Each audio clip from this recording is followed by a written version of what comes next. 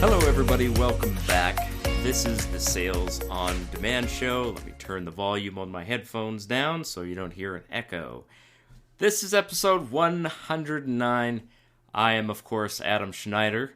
You can find this podcast at www.salesondemandshow.com. All of the latest episodes are posted there in, of course, reverse order of their appearance on the show. So you'll find the most recent episode as the first thing that you'll see there. We are in the middle of a Bootcamp series designed for new sellers to get started selling print on demand. This is one of my primary income streams. I am doing this pretty much full time. You know, some of my income comes from selling, some of it comes from coaching, but I retired from my job in October 2020, and I'm just doing this. I'm working from home, living the dream that I wanted for 4 long, painful years. I'm finally doing it, and I want to teach you guys how to do it as well. So, of course, if you didn't catch the last few boot camps, well, there's a great solution to that. Go ahead and listen to episode 107. Start there and work your way forward. Also, don't forget to go to salesondemandshow.com/start. All of these episodes have an accompanying video that you can only get when you subscribe to my email list, which you will find at salesondemandshow.com/START. All right, cool. Well, I've had a very busy week. I am basically pre-recording a few episodes here because I am going to Happy Super Fun Time Lucky Camp, which is in a wonderful city called Edmonton, and I will be trapped inside.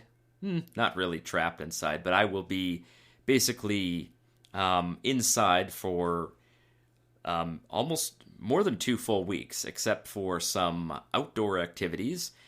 Involuntary camping, we call it. So yes, this is military training. I'm actually really looking forward to it. I know I'm kind of joking around about Super Happy Fun Time Camp, but I'll be learning a lot of exciting things. Going to be shooting some machine guns, digging some trenches, and basically being without sleep for a very long time. And I've been prepping for this for a while. I signed up for it, so this is it. I'm going. It finally happened. I was worried it was going to be canceled because of COVID and everything, but it's going ahead. It's just that I won't be able to leave the building that we're sleeping in for 2 full weeks because they're concerned about COVID, of course. They don't want us mingling with the unwashed masses. You know what? I'm fine with that. As long as I have somewhere I can do some running and some electricity, I think I'm going to be good. And, you know, maybe some food, too. So, yeah, I'll be leaving for that tomorrow at 10 a.m., but I've got some recordings, some shows in the tank, so to speak. So these will be released as I'm gone, basically.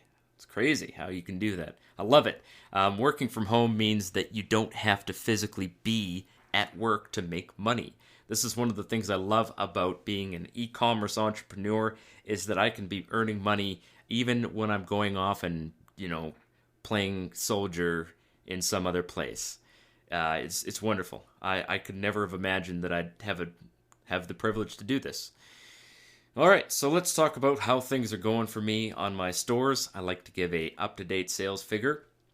We are right now kind of in a no man's land between Mother's Day and Father's Day, but there's always sales coming in.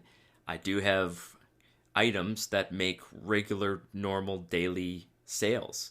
There's a few items that I'm getting pretty much daily sales on all the time, and I know I need to add more items like that. I just am so busy lately. This is why I have a virtual assistant, although I did have to let him go because I am going on some training and I didn't really have anything for him to do. But when I come back after summer's over, I'll be rehiring my virtual assistant and we'll be continuing right where I left off. So I'm almost kind of taking the summer off. And I'm okay with that because I'm still making lots and lots of money from all of the work that I've done up until this point. So this year so far, I've made $12,860 on Amazon, and just a little over $7,000 on Etsy, about 7,300. Getting pretty close. No, I think I've crossed over the 20K mark for the year, which is pretty nice. And unfortunately, Amazon is down this year from where it was last year. And I knew this was going to happen. The lockdowns last year really boosted sales a lot. So this does happen, right? You know, you have one year to the next, things might be different. But because this business is so easy to run and requires almost no time for me to run it, I mean, I'm totally fine. I'm not starving to death because I'm down a little bit from Amazon last year, because I'm going to make it up in the long run. I know I will. I'm still 22% higher on Etsy than I was last year. And that's even after a significant drop in sales for Mother's Day, which we didn't know if that was going to happen or not, but it did. So I've got my Father's Day fulfilled by Amazon mugs shipped off to Amazon. The UPS lady came yesterday to pick them up, and I wasn't ready, so she had to come back and grab them. That was my fault. I thought she would be a little later in the day, but she came nice and bright and early, and I was not ready to go. So I ran around and got that taken care of, and she shipped them off. So they're going to be sitting there, a couple $1,000s worth of product for Father's Day. All right, let's recap what we've done so far. So far, we've opened up an Etsy store, and I didn't talk about Amazon much, but Amazon can take some time to get your store open. Their security process is a little bit more complex. You know, you might actually get a postcard in the mail, but if you wanted to open up an Amazon store, doing that right now is definitely a good idea. So don't wait. You know, the longer you wait, the more sales you're basically passing up on. Open up your Amazon store now if you have some time and you feel like you want to move with Amazon. If you don't, you can just open up an Etsy store. It's free to do that. You can go to salesondemandshow.com/Etsy, and you will get 40 free listings from going to that particular spot. So go ahead and do that. The second thing we did was we went to find the phrases that people love, the things that are going to make them laugh. Remember, we're not selling coffee mugs and t-shirts and, you know, little jewelry baubles. We are selling the humor, the love, the affection, the sarcastic snark, you know, whatever it is that people love about these phrases. That's what we're selling. We're selling emotions. So this time, of course, the last one we also talked about creating designs. That was number 3. So we are on number 4 now, how to launch your products on Etsy. And I'm going to talk a lot more about the nuts and bolts of actually creating your Etsy account and some things that you need to know about Etsy that I didn't cover in the last episode, I guess, the very first episode about opening up your Etsy store. So let's get into it now. There's a lot of things that you need to know here about selling on Etsy. So, of course, all of this is going to be in the video that I make about this episode, which will be released probably closer to June. So it's mid-May right now, and that episode is going to come out in June. There will be an accompanying video where all of these things will basically be reiterated. So the first thing that you need to know is that if you don't live in the United States, like, for example, myself, I am true-blooded Canadian through and through. I live in the frozen north, which means that my default currency is probably going to be Canadian dollars. When I first opened my Etsy store, I only had one bank account, which was my personal bank account. So you have to give Etsy a bank account. Now, as soon as you give Etsy a bank account, and it can be really any bank account, your currency is locked to whatever national currency that you have your account in. So you can't switch from Canadian to US dollars, which is kind of annoying. You can with Amazon. Amazon will let you add a US dollar bank account, even if you started off using some other currency. Etsy, it's locked in place. So, like I said, kind of a pain. because, and for you Americans, you guys have no idea what it's like to be shopping outside of your country, but currency conversion fees add up. So I'm paying every time I receive my payouts from Etsy. I'm losing 2.5% of it, which isn't the end of the world. And I definitely charge quite a bit of money on Etsy, and I do really well. But I'm a miser, so I don't like losing money. So here is a solution. If you haven't already entered your bank account, this is what you can do. If you live in Canada, there is a company called Payoneer. This is a very big company. It's global. It's not a Canadian company, but they have a very very good benefit for Canadians. And if you have the chance to do this, you should do this. Payoneer gives you a US dollar receiving account. So you get a bank account and a number and all of the stuff that goes with it. It's the same as a bank account, except it's US dollars. So Etsy can send your money to Payoneer, and you will be paid in US dollars, meaning you don't pay any currency conversion fees. Then you can use that US dollars to turn around and buy your product. So when somebody shops from your store, they pay you, and I recommend putting your currency in US dollars. It's kind of the global currency that everybody expects to find on online shop. When they're doing online shopping, people basically are expecting to see US dollar currencies. So I recommend that you put your store in US currency. If the person who is shopping, if they pay in a different currency, it will get converted for you. So you're going to receive the money in US dollars no matter what. They will see it in Canadian dollars or Australian dollars or Great Britain pounds. It doesn't really matter, but you will receive it in US dollars. Then you need to turn around and, of course, when someone buys the product from you, because it's print on demand, they've demanded it. So now you turn around, you buy your product, and you ship it to them.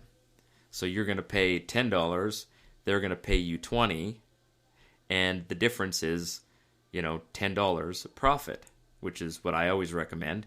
Always charge $10 more than you're paying, and you'll always make a good profit, minus the fees from Etsy. So you'll get about $8.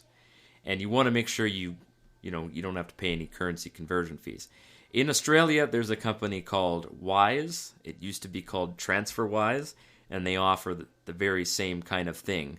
So you can receive your payments in US dollars, and then you can pay it out. When you buy your product, you're paying it in US dollars, so you don't have to pay the currency conversion both ways.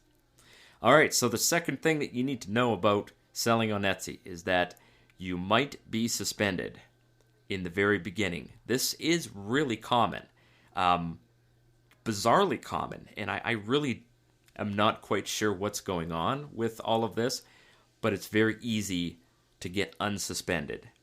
There is a phone number. Etsy does have a phone number.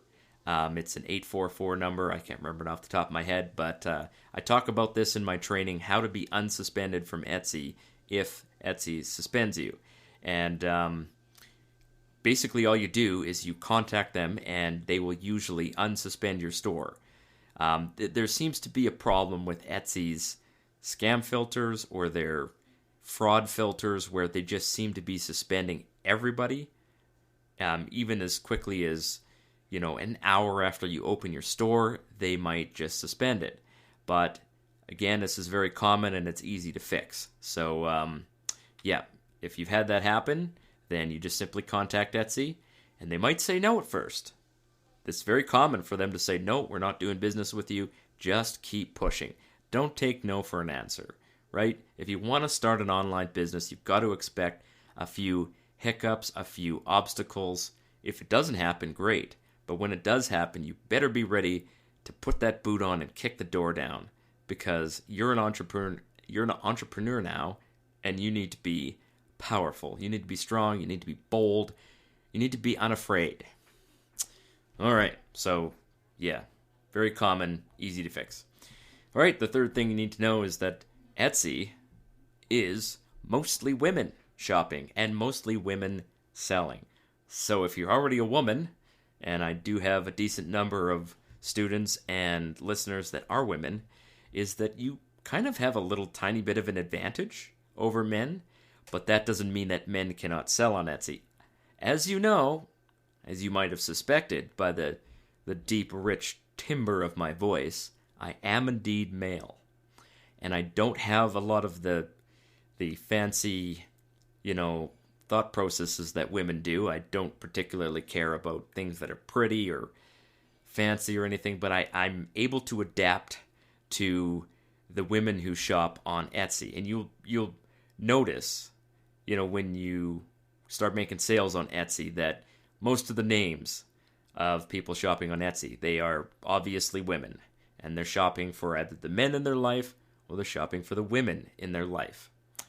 So that is kind of an important feature that you should know, is that it is mostly women shopping. Although you do get a decent number of men shopping, and sometimes the men, they're not really intending to shop on Etsy, but they'll find a product through Google search, and it will refer them back to your Etsy shop. So they'll end up shopping on Etsy without really intending to shop on Etsy. So that's kind of cool too. All right, so number 4. Etsy relies on something called search engine optimization, which is a fancy word for making good titles and tags. So when we're listing on Etsy, we are not paying Etsy to advertise our products, generally speaking.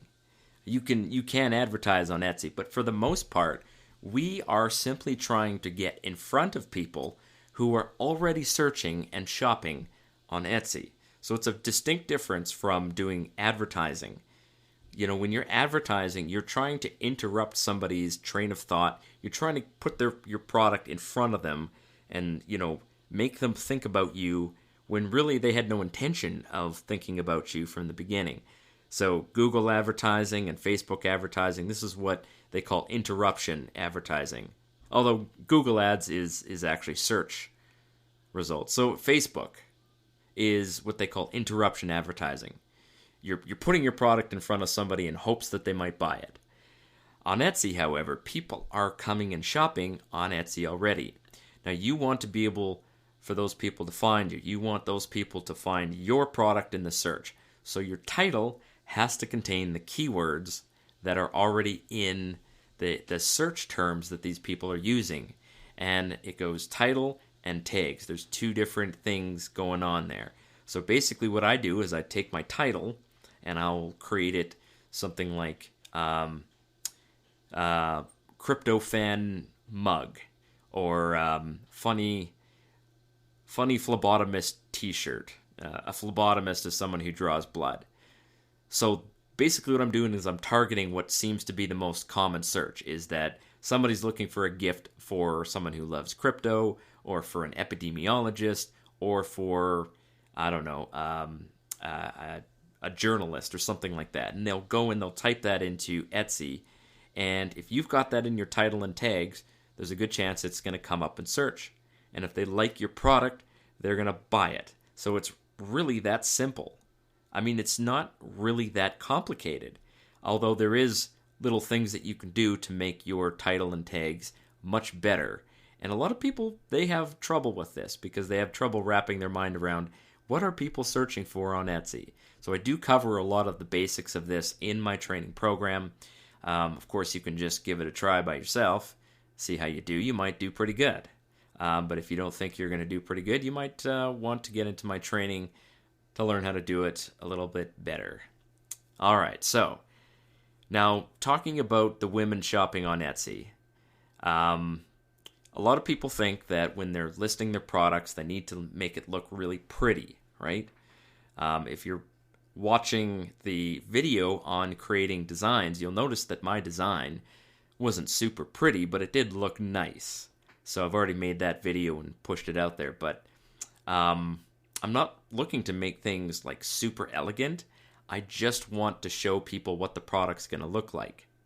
And so just start simple with basic mockups. And a mockup is a sample of what the product looks like that isn't actually real. So when you see somebody on an advertisement wearing a t-shirt that says, I don't know, whatever the t-shirt says with the text on it, most of the time, in fact, 99% of the time, that's not a real t-shirt that they're wearing. Somebody just took a picture of a model and they used computer software to put their text or the design onto the t-shirt, and it does look pretty real when you use certain pieces of software.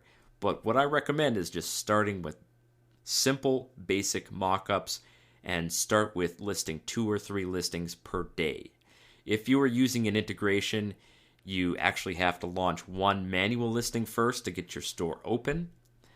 Then you can start using an integration like GearBubble or Printful or Printify. Those are all pretty good integrations. Printful is pretty common. People start with that a lot. It is free to use. You just pay more per product. Once you start making a lot of sales, I do recommend switching over to a fulfillment that it might have a monthly cost, but you will pay less per product. So something like GearBubble is a good example of that. All right, so 2 to 3 listings per day and less if you can. And I definitely recommend not going much past 2 or 3 listings per day.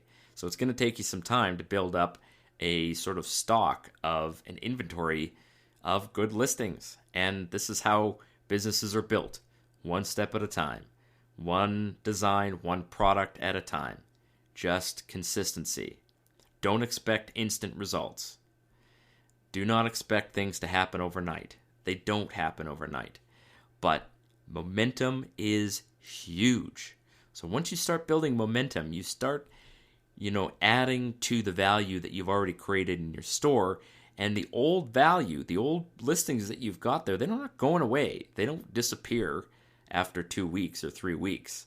Those will be there forever. So if people are buying them now, as long as it's not a trending topic, they may continue buying that, well into the future. In fact, I just made a sale on one of the very first products that I made 4 years ago. People are still buying it. I'm making money off of something I did 4 years ago without doing any more work. Great. So, in the beginning, your Etsy store should basically just be a general store. I just recommend launching as many different products as you can in as many different niches as you can possibly find. So there's lots and lots of different niches. There are thousands upon thousands of occupations. There are all the passions and hobbies that people like. There's hundreds of dog breeds, hundreds of cat breeds, and there's also probably 100 different nicknames for grandparents that I really love to use for my products. So those are all great niches, and you don't need to specialize. I've seen some people who think, I need to make a Christmas store. Don't do that. Don't make a Christmas store, because Christmas only comes around once a year. You want to make products that people will buy year-round. You could maybe, specialize in something like political humor or something like that, but I recommend not doing that in the beginning, because you just don't know what you're going to be good at.